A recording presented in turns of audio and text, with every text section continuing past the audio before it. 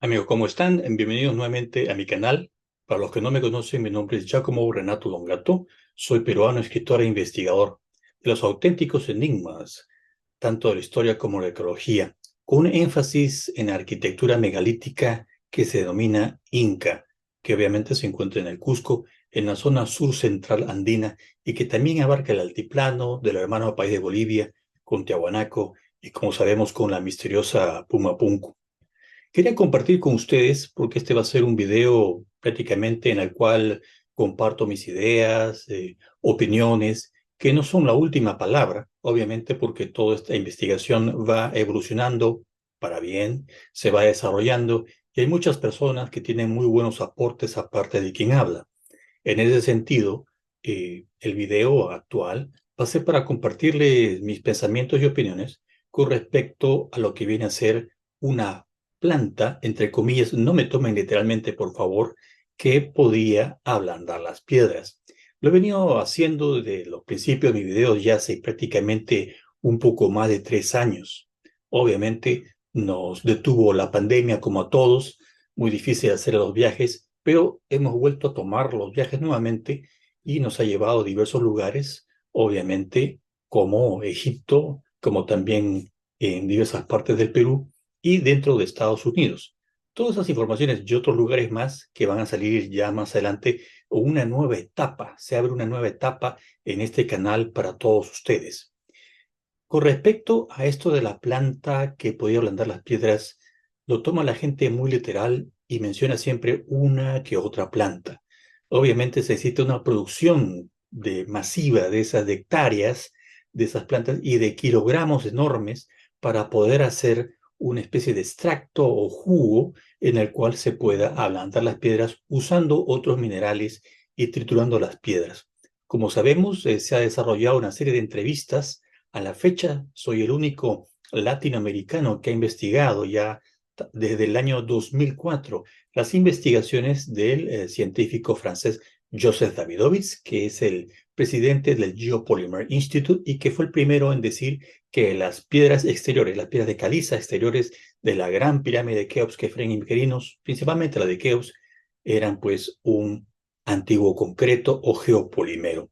De la misma manera, lo entrevisté también al geólogo peruano Luis Guamán, lo tienen ahí en mi playlist de YouTube, mi canal de YouTube, que fue el que participó en las investigaciones de lo que viene a ser la composición de las piedras en Pumapunku, especialmente esas losas de 160 toneladas, 180 toneladas, y las icónicas estructuras H en las cuales él al principio, el geólogo Guamán, me confirmó que no creía en esa teoría, pero hasta que vio los resultados en estos microscopios electrónicos de los más avanzados y con rayos X de que había pues presencia orgánica. No puede haber presencia orgánica en algo inorgánico como la piedra andesita. Muchos dicen de dónde sacó esta piedra y cómo se hizo todo esto, porque también está la toba volcánica, es decir, esa ceniza compactada de granito, andesita. El andesita no va a cambiar a granito porque simplemente hay actualmente una frontera entre Perú y Bolivia, sigue siendo geológicamente lo mismo, lo cual lograron triturar polvo triturado como se hace también actualmente para la construcción, ¿no?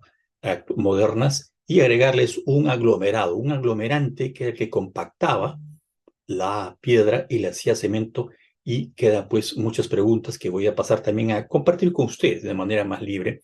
Y finalmente también hice las dos entrevistas al geofísico André Berenó, que por su curiosidad prácticamente se dio cuenta que los grandes megalitos de Sacsayhuamán, actualmente uno de los centros arqueológicos que tanto de Alaska hasta la Patagonia no existe en todas las Américas, que es un complejo megalítico enorme, con piedras que pasan y sobrepasan los 120 toneladas.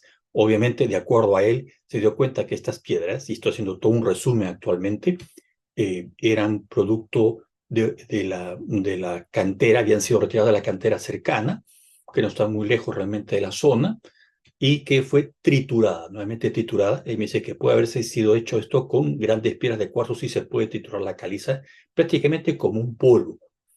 Luego titularse, se echó esta fórmula en la cual la compactó, por eso él decía y dice que las piedras de Sacsayhuamán son como una plastilina y presentó todo este informe a través de 30 muestras que fueron enviadas a un instituto de tectónica y geofísica en Rusia y dieron como resultado que era pues un concreto antiguo realmente porque no había fósiles, no había ninguna otra presencia normal y común que forman parte de las características de la piedra caliza.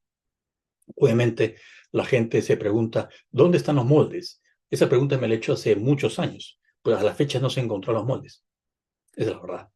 ¿Existen árboles grandes en la zona de los Andes? No. ¿Existen grandes árboles o cantidad de árboles? En La Puna, a casi 4.000 metros de altura, en Tiahuanaco, toda la zona del altiplano entre Perú y Bolivia, que está muy cerca del país hermano de Bolivia, en Tiahuanaco, Pumapunku, no lo hay. Entonces, el decir de que este es un concreto antiguo, un geopolímero, realmente tiene razón. Tiene una forma de entenderse de esa manera. Entonces, si no ha habido grandes apoyo logístico con maderas o rodillos de madera para el transporte, no ha habido una práctica, y al occidentado de la geografía andina, no hay una producción de árboles, digamos, natural, local en esas regiones, a menos que se traiga a árboles, digamos, de la zona del Amazonas, y tiene que haber sido una tala enorme, una cantidad enorme. Tampoco hay esa forma de poderlo explicar.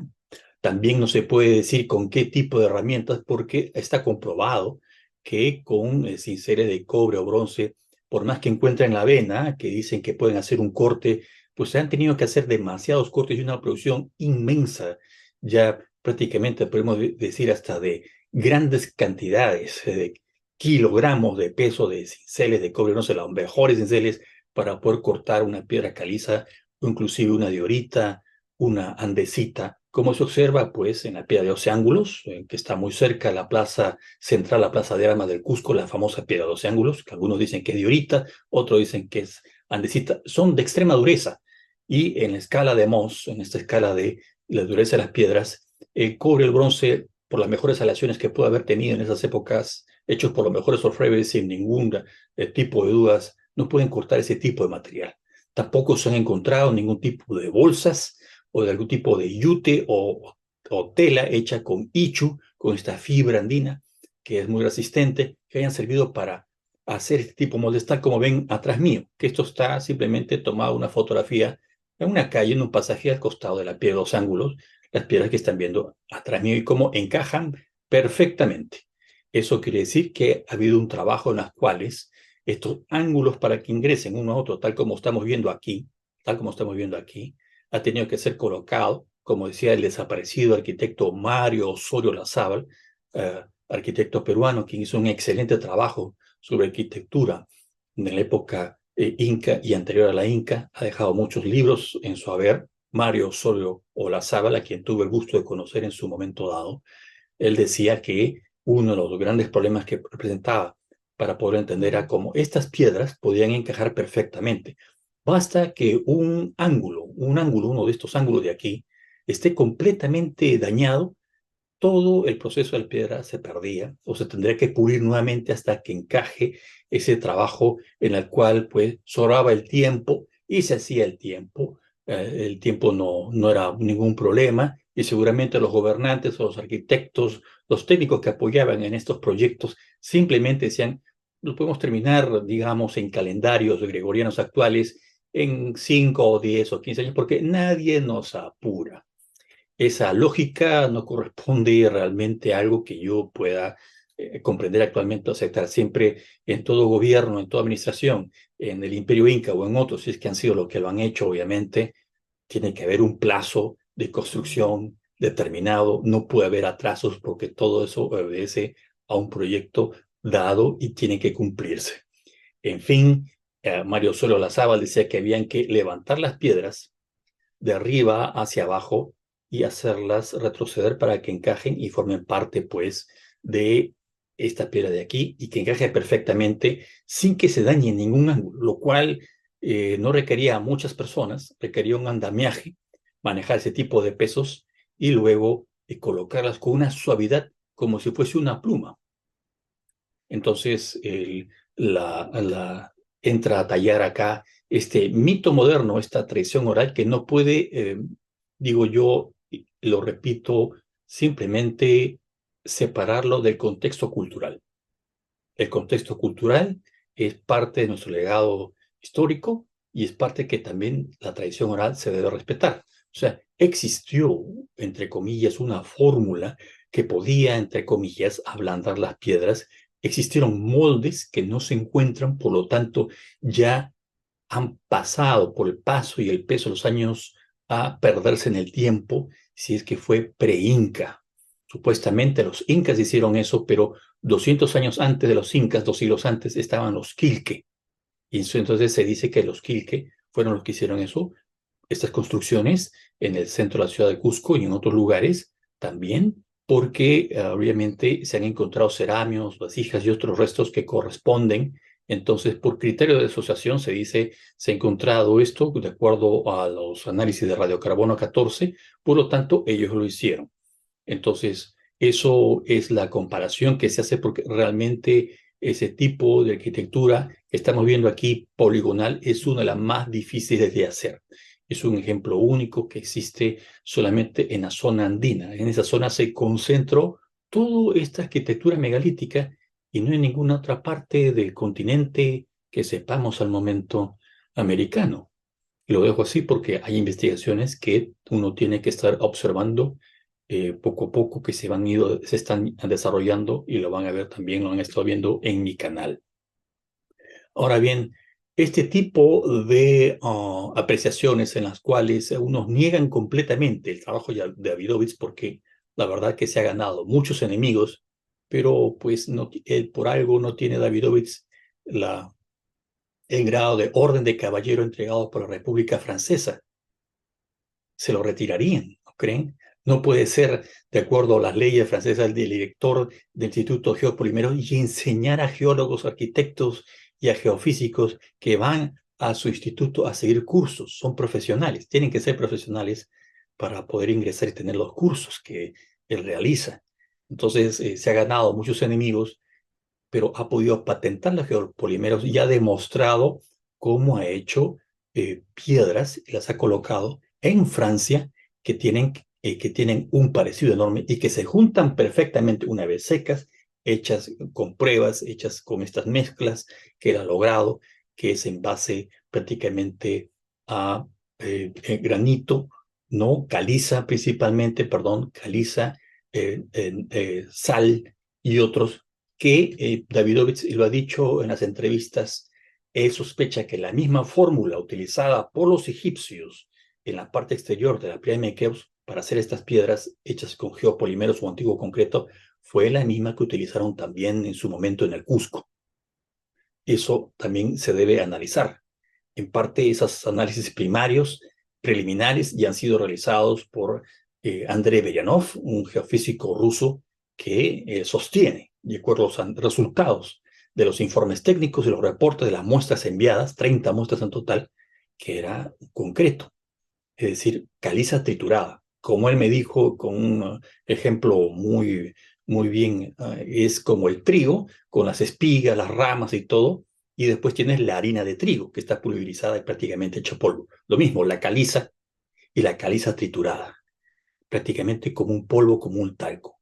Un impresionante trabajo que no está en ninguna parte de las crónicas, no lo ha visto nadie cómo se realiza, no había visto cómo se amasaba, pero sí he presentado en anteriores videos, que voy a dejar los enlaces abajo en la caja de descripción, debajo del título, que puedan ver los testimonios de un chamán de los Queros, del dentista Willy López, una persona que de joven, siendo niño, en una reunión familiar en Lima, Perú, su tío, perdón, que era ingeniero constructor, dijo haber visto una caja de esteras en las cuales se rompió un ceramio que vertió el líquido y ablandó la piedra, a gran sorpresa de todos. Obviamente la gente siempre me dice, ¿y cómo un ceramio ha podido pues contener el líquido que se hace una piedra y no se deshace el ceramio? Porque a lo mejor pues el ceramio también fue hecho con este material, tal como se han hecho en los estudios de Ponce San Ginés, el gran arqueólogo boliviano en Tiahuanaco, que mostró una producción de platos y ceramios hechos con un concreto especial, con una cerámica especial.